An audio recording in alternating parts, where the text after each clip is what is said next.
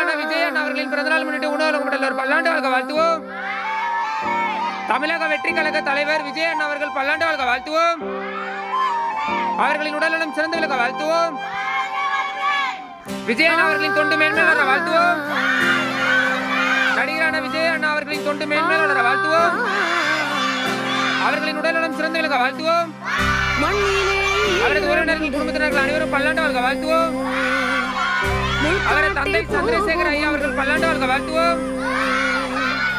தாய் சோபா சந்திரசேகர் அவர்கள் பல்லாண்டு வாழ்க வாழ்த்துவோம். அவரது மனைவி சங்கீதா விஜய் அவர்கள் பல்லாண்டு வாழ்க வாழ்த்துவோம். மகன் சஞ்சய் விஜய் அவர்கள் பல்லாண்டு வாழ்க வாழ்த்துவோம்.